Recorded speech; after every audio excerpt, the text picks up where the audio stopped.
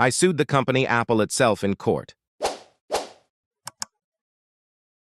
A couple of explanations before we start.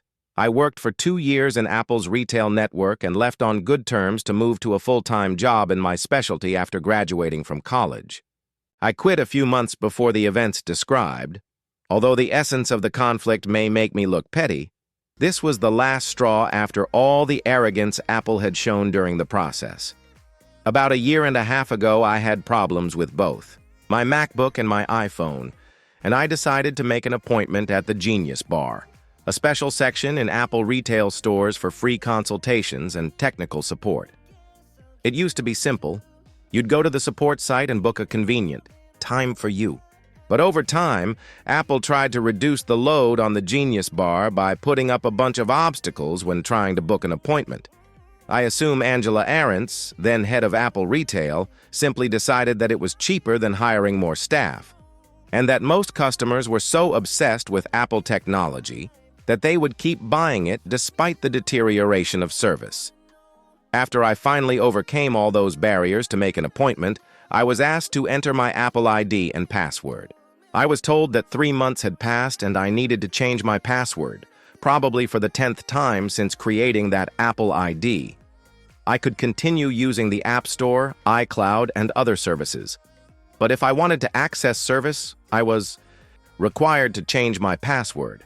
After going through a ton of hassle just for a regular service visit, I gave up, decided it was an unnecessary and unreasonable requirement, and filed a complaint through the BBB, Better Business Bureau, which resolves disputes like this between businesses and customers. I received Apple's first reply via the BBB. It was a template letter saying I just needed to change my password for my own security and there would be no exceptions. I replied, again pointing out that this was bad customer service and contradicted the Apple credo, the service principles they teach all employees. Their next response was, Apple considers this matter closed. I hate that answer. In corporate language, it means, we're no longer interested in you, go away. Soon after, the BBB closed the case. I did some research and found that under my AppleCare Plus subscription, an extended warranty and support program for which I was paying for both devices, there was no universal clause allowing Apple to refuse service. There were exceptions, but arbitrary account security requirements weren't among them. I filed a small claims court lawsuit for compensation for the cost of the laptop and phone. That's when it got interesting. I arrive at court on the appointed day I'm called for my case. I approach the plaintiff's podium, and on the defendant's side stands a manager from the store where I used to work.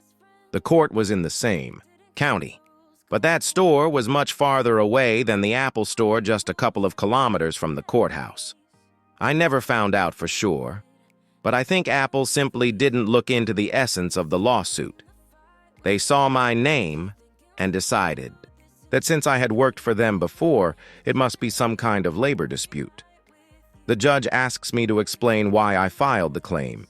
In 1 minute, I clearly state, Apple is imposing unnecessary and undocumented requirements that prevent me from getting service, so I demand compensation for the cost of the devices. The judge then turns to the store manager, who showed up in a t-shirt and jeans, while I came in full formal attire out of respect for the court. Before hearing Apple's side, the judge asks if he is a lawyer. The manager says no. The judge says that under our state law, a company can only be represented in court by its executive director or registered representatives, or they must hire a lawyer and move the case to a higher court. The manager says he understands, but offers to book me an appointment at the Genius Bar right now to fix my devices. The judge finds this reasonable. We agree on a time for my visit to that store, and the case is postponed for 2 weeks to see if this solution works. I arrive at the appointed time, the technician fixes all the issues, and Apple's senior specialist sends me a letter saying, they have disabled the regular password change requirement for my Apple ID, and I will never have to change it again. Great. But I had to spend $60 on filing the lawsuit just to get things moving. I come to the second hearing and see the same manager again. That day, the court is overloaded with cases, and another judge is processing them as quickly as possible without sentiment. We are called in, and I explain that since the first hearing, all technical problems have been resolved, so I no longer demand compensation for the devices, but I believe I shouldn't have had to go to court at all to get what I was already entitled to as an Apple Care Plus customer, and I ask for the $60 court fee to be reimbursed. The judge turns to the manager and again asks if he is a lawyer. The manager again says no. Judge number 2 repeats the same lecture.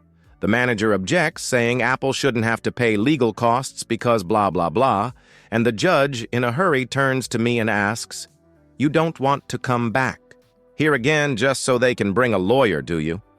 I say I don't, thinking he'll award me the $60. But instead he says, "All right, then we'll just split the amount so we don't waste more time.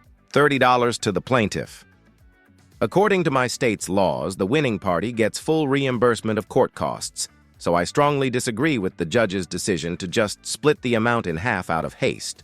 I contacted Apple's lawyer, who had written to me right after the first hearing to confirm the Genius Bar appointment.